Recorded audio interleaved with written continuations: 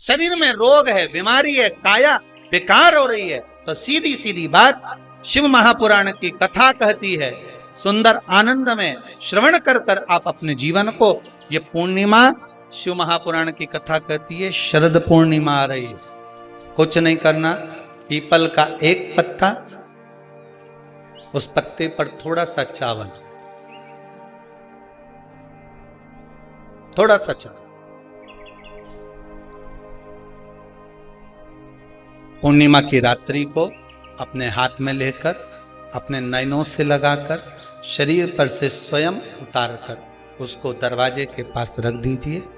पूर्णिमा की रात्रि को पूर्ण होने पर उस चावल को दूसरे दिन सूंघ कर बहते हुए पानी में डाल दीजिए। महाराज कितने भी रोग से ग्रसित हो गए, पीपल का एक पत्ता 52,000 ब्राह्मण की साक्षी कराता है। महाराज बहुत ध्यान देना, पीपल के वृक्ष में स्वयं नारायण का, मेरे कृष्ण का वास है।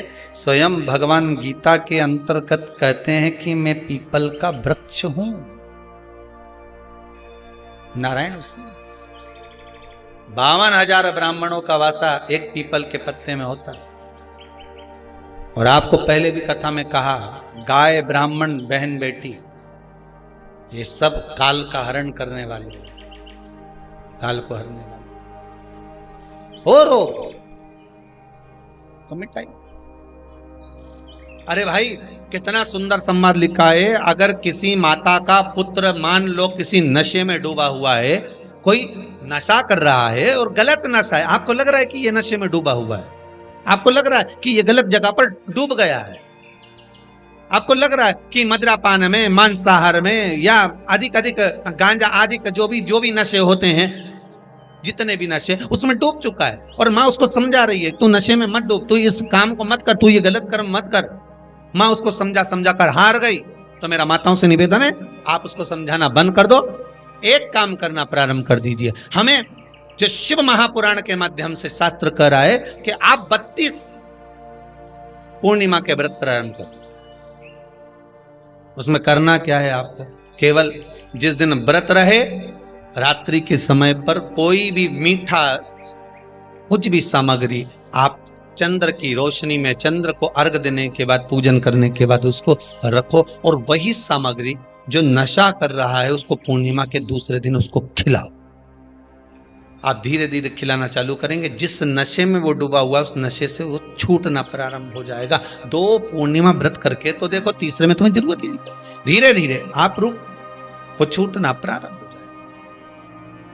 पूर्णिमा के कितने व्रत होते हैं, बोलते जाओ, जरा जल्दी जल्दी बोलो।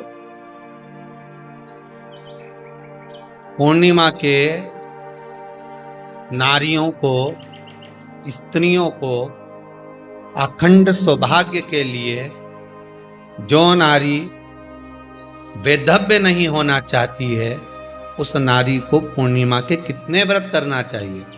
जिस नारी के यहाँ संतान नहीं हो, औलाद नहीं हो, उसको पूर्णिमा के कितने व्रत करना चाहिए।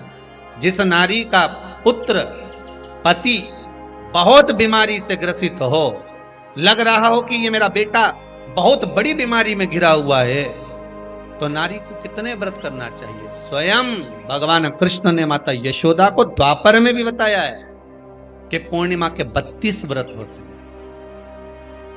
कितने व्रत होते हैं? 32। स्वयं भगवान कृष्ण यशोदा रानी को, माता यशोदा जी को भी बता रहा है 32। अब आपको किसी ने बता दिया होगा कि 8 कर लो, 7 कर लो, 6 कर लो, 12 कर लो, इसलिए आपने बोला कि 12 कर लीजिए, 32 कर लीजिए। अरे यहाँ तो द्वापर की कथा भी कहती है, यशोदा जी ने एक बार भगवान कृष्ण को रोक कर कह दिया, ए कन्हैया रुको। कन्हैया बोले, बोलो माँ क्या बात है। कन्हैया जरा रुकिए, इधर आओ जरा। भगवान कृष्ण आए। हाँ माँ बोलिए। किस जगह का प्रसंग है ये? जिस समय पर राधा रानी कुरुक्षेत्र में नंद बाबा और यशोदा जी को लेकर कुरुक्षेत्र के कुंड में ब्रह्म सरोवर में स्नान कराने के लिए लेकर जाती है ग्रहण का समय पर।